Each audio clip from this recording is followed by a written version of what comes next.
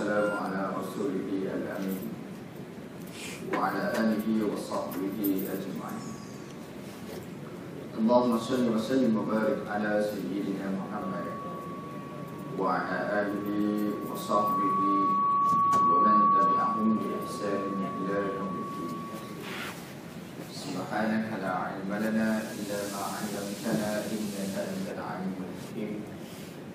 قال رب اشرح لي صدري ويسر لي أمري واحلل عقدة من لساني يفقهوا قولي. رب يسر ولا تعسر رب تمم بخير. ربنا انفعنا بما علمتنا رب زدنا علما نافعا وارزقنا فهما واسعا برحمتك يا ارحم الراحمين. اللهم فقهنا في الدين وعلمنا التأويل واهدنا صراطك المستقيم. رب زدنا علما نافعا وارزقنا فهما واسعا برحمتك يا ارحم الراحمين. اللهم امين. اما بعد. قال نبينا المصطفى صلى الله عليه وسلم في الحديث الشريف عن أنس رضي الله تعالى عنه قال رسول الله صلى الله عليه وسلم ليس الإيمان بالتمني ولا بالتخلي ولكن ما وقر في قلبي وصدق العمل atau kama qala sallallahu alaihi wasallam. Hadis baginda Nabi sallallahu alaihi wasallam ada menyebutkan riwayat yang dibawakan oleh Sayyidina Anas bin Malik radhiyallahu taala anhu. Baginda Nabi sallallahu alaihi wasallam bersabda bahwasanya laisal imanu bitamanni, dan iman tersebut bukanlah hanya dengan angan-angan kosong.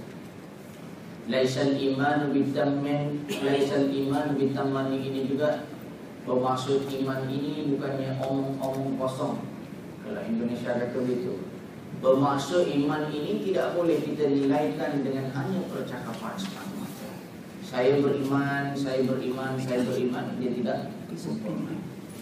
Sambung lagi Nabi SAW, wala bitakhalli, dia juga bukan dengan khayalan. Kita duk berkhayal esok akan jadi beriman, boleh tak? Khayalan tersebut tidak dinilaikan sebagai keimanan di sisi Islam. Kerana apa? Kita tengok perasaannya.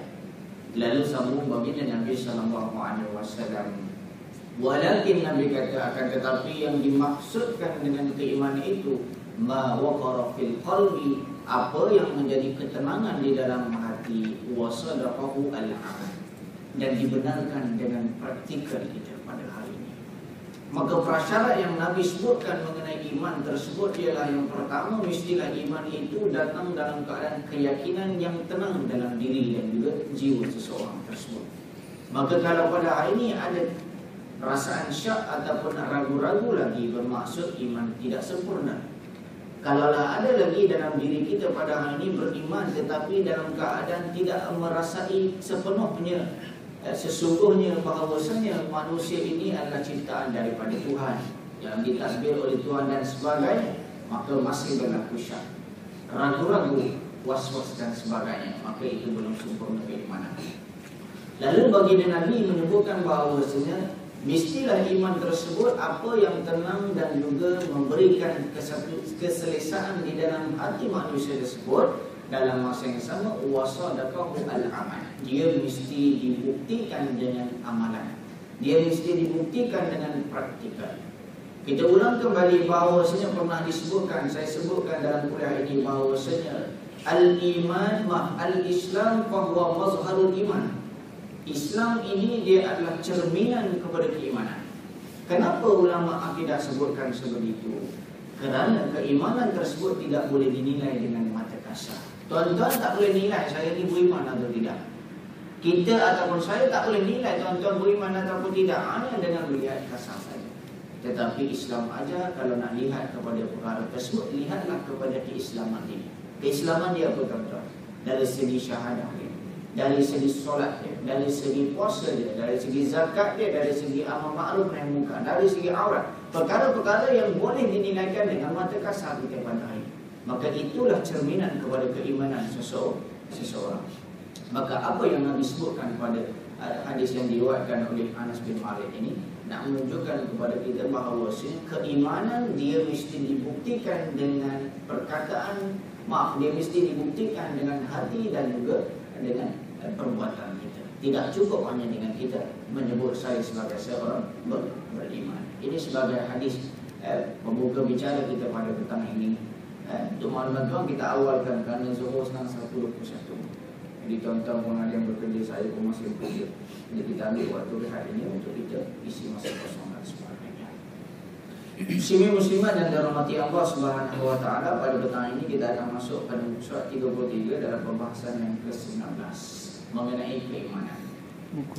Dalam pembahasan ini, sebelum ini kita dah nyatakan bahawasanya sesungguhnya kewujudan Allah Subhanahu wa taala ini perlu dan juga boleh dibuktikan dengan pelbagai perkara. Minggu lepas kita dah nyatakan pembuktian melalui Al-Quran dan juga melalui pendalilan ataupun menggunakan hujah-hujah yang digunakan pakai oleh para sendiri, sama ada dari segi kaedah sains dan juga sebagainya. Maka penggunaan ayat Al-Quran dan juga kaedah sains untuk mewujudkan ataupun memastikan wujudnya Tuhan tersebut mesti kita menggunakan pakai ataupun mesti kita fahami. Supaya apa, pada hari ini kita nak berdepan dengan golongan yang tidak fahami Islam, khususnya golongan bukan Islam, kita tidak boleh berhujah dengan Al-Quran ataupun hadis, kerana mereka masih belum beriman dengan Al-Quran dan hadis. Maka perlu dilihat hujah-hujah yang lain yang pada hari ini kita gunakan, sama ada kaedah saintifik yang kita mengisbatkan kehebatan Allah Subhanahu wa taala ataupun kita mengatakan kehebatan Allah taala ini melalui kajian-kajian sains. Kajian-kajian sains pada hari ini mereka membuktikan bahawa kehebatan ilmu Allah Subhanahu wa taala dan sebagainya. Ada satu kajian yang diberikan geran 1 juta hingga 3 juta pada zaman 2008 di Muslim lain. Kajian mengkaji mengenai perbuatan solat dari segi kaedah sains yang mana memberi manfaat dari segi aspek kesihatan. Boleh lihat dari kajian tersebut di Muslim lain. Kajian tersebut mengkaji dari segi setiap perbuatan daripada solat tersebut, khususnya dari sujud, daripada rukuk yang ada tamakninah dan sebagainya. Benda-benda ini memberikan satu aspek manfaat kepada seseorang tersebut. Contoh saya ambil dari segi aspek migrain ataupun sakit kepala. Maka para pengkaji mengatakan bahawa kalau kita sujud lama ataupun waktu kita sujud tersebut, dia akan mengimbangkan kembali perjalanan darah kita yang ada di atas. Migrain ini punca datang. Jadi keseimbangan tersebut boleh diubati dengan solat dan sebagainya. Begitu juga dalam surah Al-Waqi'ah ada sebutkan bahawasanya la yusaddauna amma ayat tersebut Allah Ta'ala kata, dan janganlah kamu memening-meningkan. Itu ayat dalam Waqi'ah. Maka ayat tersebut kalau kita boleh amalkan hanya dengan memegang, hanya dengan memicik kepada tuan-tuan dalam surah Waqi'ah. Saya tak ingat ayat 19 dan silap saya. La yusaddauna anha wa ma yunzifun. Ayat tersebut tuan-tuan sambil membaca sambil mengulur kepala. Itu ayat antara kaedah-kaedah dalam perbuatan Islam yang maksud la yusaddauna anha wa la yunzifun, dan janganlah kamu memboncangkan. Memboncangkan ini maksud janganlah bagi pening. Maka ayat tersebut perbuatan-perbuatan Islam pernah itu menyatakan para orang yang sakit yang migrain dan sebagainya boleh guna dan amalkan ayat tersebut. Okay. Maka pengarang mengatakan pada ketika ini bahawasanya dalam masa seseorang di tengah kemewahan, tuan-tuan, kalau kita baca buku ini, tuan-tuan bayangkan benda ini berlaku kepada diri kita sendiri. Saya membayangkan kepada diri saya dan tuan-tuan membayangkan dalam diri tuan-tuan. Dr. Yusuf Qaradawi dalam kitab ini dia mengatakan dalam masa seseorang di tengah kemewahan dan kelalaian, perasaan kemanusiaan yang mengakui ketuhanan itu menjadi kabur dan tertutup. Inilah yang berlaku pada hari ini. Kita waktu senang kita akan mudah lupa Allah Subhanahu wa taala. Pasti lupa sekiranya kita tidak dasari dengan keimanan kepada Allah Subhanahu wa taala. Sebab itu pengarang memesan kepada kita, manusia ini pada hakikatnya dan kebiasaannya akan berlaku bila mereka dalam keadaan mewah, bila mereka dalam keadaan senang, bila mereka dalam keadaan tenang dan sebagainya, mula melupai Allah Subhanahu wa taala. Tetapi bila dia akan ingat, tetapi apabila mengalami cubaan dan juga kepahitan, kegelapan yang menyelubungi perasaan keimanan itu lenyap, maka terbukalah mata hati untuk mengingati Tuhan dan berdoa kepadanya dengan sepenuh ketundukan hati, memohonkan supaya terhindar dari bencana seperti disebutkan dalam firman Allah Subhanahu wa taala, "Walladzi Wallazi yusayyirukum fil barri wal bahri hatta idza kuntum fil fulki wa jarayna bihim بريح طيبة وفرحوا بها جاءتها ريح عاصف وجاءهم الموج من كل مكان وظنوا أنهم أحيط بهم دعوا الله مخلصين له الدين لئن أنجيتنا من هذه لنكونن من الشاكرين.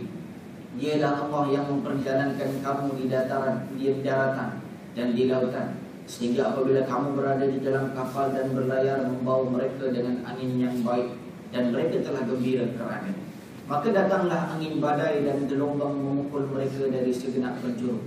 Mereka berasa telah terkepung. Ketika itu mereka berdoa kepada Allah dengan tulus kepercayaan kepada Allah semata-mata. Kalau sekiranya engkau menyelamatkan kami dari bahaya ini, tentulah kami akan termasuk golongan orang-orang yang bersyukur. Surah Yunus ayat 22.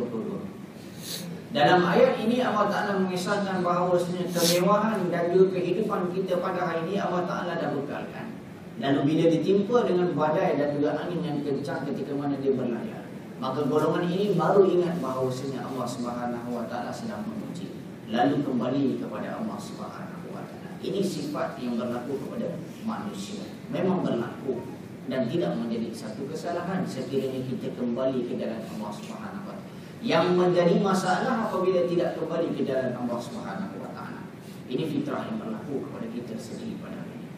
Sebab itu Imam Abu Hanifah radhiyallahu ta'ala anhu, begitu juga Imam Muawiyah sebut di dalam satu perbahasan, ketika mana seorang zindik berjumpa dengan dia, seorang zindik yang tidak percaya kepada Tuhan dan sebagainya, lalu dia berjumpa dengan Sayyidina Muawiyah.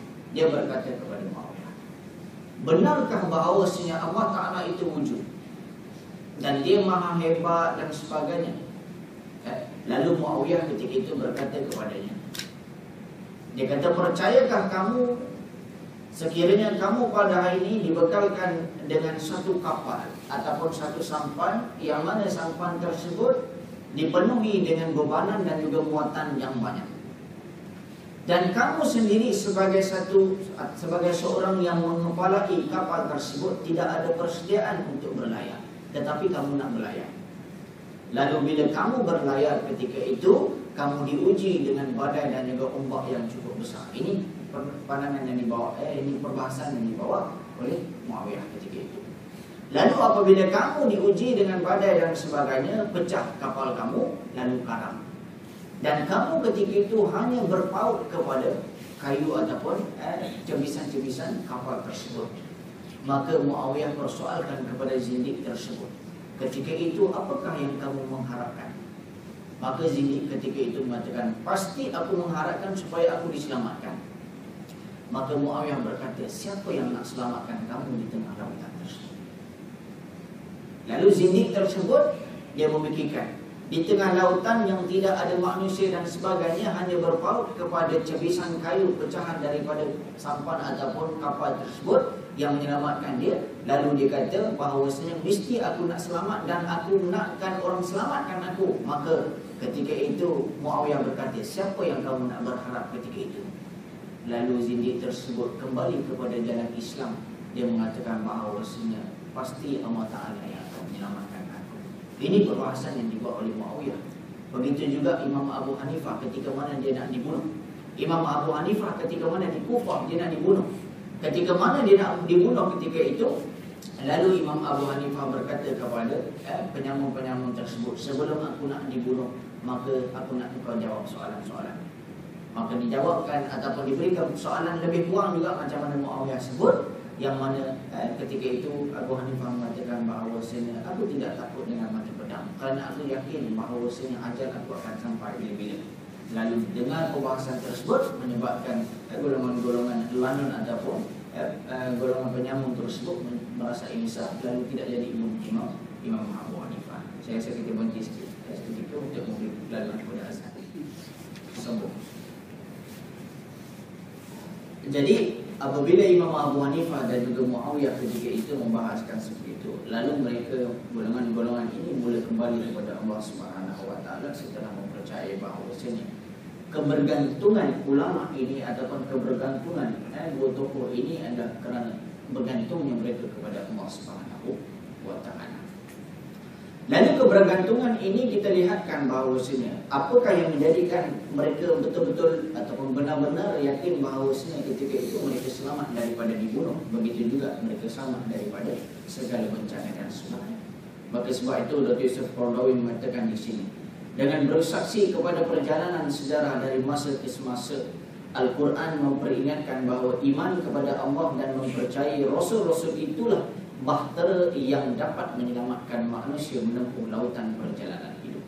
Maka dia punya bekalan dan juga kata kuncinya pada hari ini ialah kita kena kembali beriman kepada Allah Subhanahu wa Ta'ala. Itu sebab sebab itu tuan-tuan, analogi saya yang mudah pada hari ini.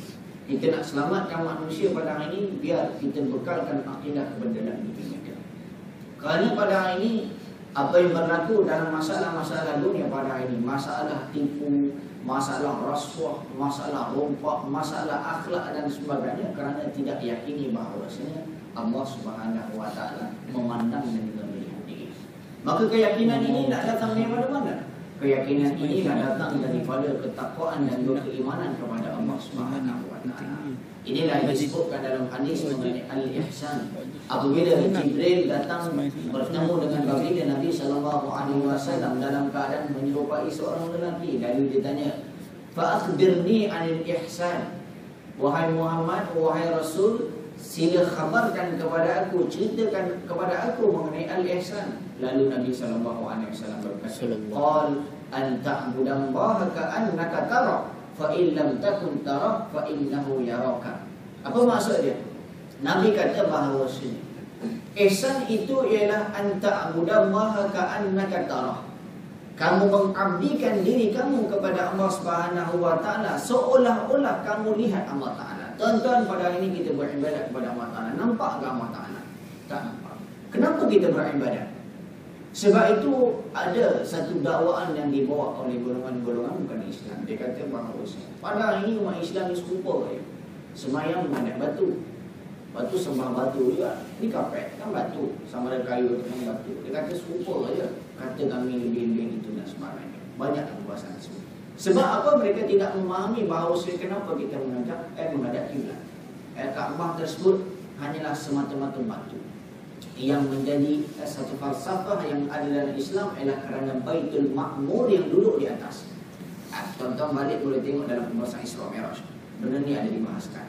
Kaabah tersebut kedudukannya sama dengan kedudukan Baitul Ma'mur yang duduk di langit, iaitu tempat tawaf para malaikat. Yang diriwayatkan bahawasanya setiap kali masuknya malaikat lebih kurang dalam 700,000, kemudian akan diganti dengan 700,000 yang lain. Bukannya 700,000 satu saja.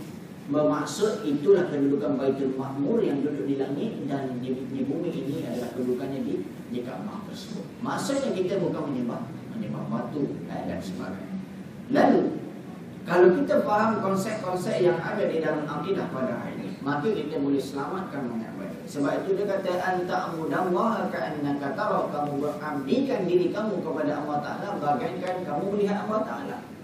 Sebab itu ada hadis yang diriwayatkan oleh Imam Bukhari. Dia kata apa? Hadis ini cukup panjang. Ketika itu malaikat diutuskan untuk melihat siapa-siapa di kalangan manusia ini yang duduk dalam majlis ilmu. Setiap mana majlis ilmu yang ada di atas muka bumi ini, Allah Ta'ala akan utuskan malaikat untuk Allah Ta'ala perintahkan supaya tengok apa yang manusia tersebut buat. Lalu berlakulah pembahasan. Lalu malaikat tersebut naik bertemu dengan Allah Subhanahu wa Ta'ala. Lalu Allah Ta'ala mengatakan, apakah hamba-hamba minta dalam halaman tersebut? Maka malaikat mengatakan, mereka meminta kepadamu mengenai syurga-Mu, wahai Allah Ta'ala. Lalu Allah Ta'ala kata kepada malaikat, mereka tu duk minta syurga, tahu ke macam mana syurga? Maka malaikat kata, dia orang pun tak pernah tengok syurga, tapi mereka yakin bahawa syurga itu adalah tempat yang baik. Lalu Allah Ta'ala persoalkan lagi, kalaulah aku bagi lihat kepada mereka syurga itu, apa akan mereka buat? Maka malaikat mengatakan, kalau mereka nampak syurga, kita pada ini nampak syurga. Malaikat menjawab bagi pihak kita, dia kata bahawasanya pasti mereka akan bersungguh-sungguh untuk mendapatkan syurga tersebut. Lalu Allah Ta'ala tanya lagi, wahai malaikat, apakah yang mereka minta jauhkan? Lalu malaikat menjawabkan bahawa manusia yang duduk dalam majlis ilmu ini, dia minta jauh daripada azab api neraka. Lalu Allah Ta'ala kata, nampak ke neraka aku ni? Lalu malaikat menjawab bahawa sebenarnya mereka tak nampak neraka-Mu wahai Allah Ta'ala. Lalu Allah Ta'ala bagi satu kalam yang lain. Allah Ta'ala kata, kalau aku perlihatkan, kalaulah mereka ni nampak neraka, apa cerita? Ni bahasa mudah kita bayangkan, kita ringkaskan masa. Lalu malaikat berkata, pasti mereka akan berusaha untuk menjauhkan diri daripada api neraka. Maksudnya halaqah ilmu yang ada pada hari ini, dia hanya bahas kamu di syurga, neraka, dosa, pahala. Itu kita bahaskan. Kamu duduk dalam politik, cara politik Islam, ini dapat kamu pahala. Kalau kamu duduk dalam keadaan sistem yang bukan Islam, ini cara dia yang kamu dapat. Itu pembahasan. Lalu malaikat pun berkata, lalu Allah Subhanahu Wa Taala mengatakan, mulai pada hari ini dan ketika ini aku akan ampunkan segala dosa dan juga aku akan makbulkan segala permintaan mereka yang duduk dalam majlis ilmu. Lalu malaikat berasa bukan tak hati, tapi membuat satu celahan. Apa malaikat kata? Wahai Allah Ta'ala, mereka ni datang majlis ilmu bukan tujuan haji pun. Maksudnya ghairi hajatin, bukan disebabkan hajat menuntut ilmu, tapi mereka datang singgah-singgah saja. Ini malaikat kata dalam hadis yang diriwayatkan Imam Bukhari. Lalu Allah Ta'ala kata bahawasanya dia duduk singgah sekalipun, aku akan bagi rahmat dia duduk dalam majlis ilmu. Ini kehebatan duduk dalam majlis ilmu. Maka perbualan ini iaitu Allah Subhanahu Wa Taala nak bagi tahu, nak ceritakan kepada kita ialah apa ni? Nak ceritakan kepada kita bahawasanya hebatnya umat manusia akhir zaman ataupun hebatnya manusia ini, dia tak nampak Allah Ta'ala, tak nampak syurga, tak nampak neraka, tapi dia boleh beriman. Jadi dari mana datang keimanan tersebut, tuan-tuan? Sebab itu paksi kita dalam Islam ialah berasaskan kepada al-ghaibiyat, benda yang tak nampak. Benda yang tak nampak, kita ini beriman kepada Allah Ta'ala, kita pun tak nampak Allah Ta'ala, kita tak nampak syurga, kita tak nampak pahala. Tuan-tuan sembahyang, dalam Nabi sebut bahawasanya solatul jamaah tafdhul min solatil fardhi bi 27 darajatan. Nabi kata sembahyang berjemaah ni 27 fadilah. Mana datang 27 tu? Tuan-tuan nampak? Tak nampak. Tapi kita beriman dengan hadis baginda Nabi bahawasanya itu ada fadilah. Maka sebab itu keimanan ini adalah benda-benda yang tak nampak. Benda-benda yang tak nampak didasari dengan nas, didasari dengan dalil Al-Quran dan juga As-Sunnah, maka benda itu mendatangkan keyakinan. Sebab itu saya pernah sebut bahawa Nabi pernah bersabda bahawasanya aku sangat sayang kepada ikhwani, kepada saudara-saudaraku. Siapa itu? Wahai saudara-saudaramu, wahai Nabi. Sedangkan kami ini sahabat-sahabatmu. Maka sahabat kata begitu. Lalu Nabi kata, kamu ni sahabat-sahabatku, tetapi saudara-saudara aku ialah mereka-mereka yang tak nampak aku tetapi beriman kepada aku dan juga beriman kepada Allah Subhanahu Wa Taala. Ini gelaran yang Nabi SAW bagi kepada kita umat akhir zaman. Maka di sini kebinasaan dan juga kehancuran telah diletakkan kepada mereka-mereka yang tidak mendasarkan keimanan kepada Allah Subhanahu Wa Taala. Seperti mana yang berlaku kepada kaum Nabi Nuh. Nabi Nuh Nabi Nuh berdakwah selama 1000 tahun, tuan-tuan. Hanya 83 orang saja yang beriman dengan Allah Subhanahu Wa Taala. Begitu juga dengan Nabi Hud, begitu juga dengan kaum Nabi Saleh. Mereka ini begitu juga dengan kaum-kaum yang lain. Mereka ini yang digambarkan oleh Allah Subhanahu Wa Taala bagaimana kebinasaan yang mereka dapati. Lalu Allah Subhanahu Wa Taala berfirman di dalam surah Al-A'raf ayat 64. فَكَذَّبُوهُ فَأَنْجَيْنَاهُ وَالَّذِينَ مَعَهُ فِي الْفُلْكِ وَأَغْرَقْنَا الَّذِينَ كَذَّبُوا بِآيَاتِنَا إِنَّهُمْ كَانُوا قَوْمًا عَمِينَ. Lalu mereka mendustakan Nuh, dan Nuh kami selamatkan dan orang-orang yang bersama-sama dengan dia dalam kapal, dan kami karamkan mereka yang mendustakan keterangan-keterangan kami. Sesungguhnya mereka adalah kaum yang buta. Jadi tuan-tuan, kalau kita lihat balik bahawasanya bagaimana Allah Subhanahu Wa Taala memusnahkan sesuatu kaum tersebut, Allah Taala pasti akan musnahkan setelah mana Allah Taala hantar peringatan. Itu saja. Allah Taala akan hantar peringatan dahulu. Peringatan tersebut pada hari ini kita dah tak ada Nabi. Maka Allah Taala perintahkan ada ulama.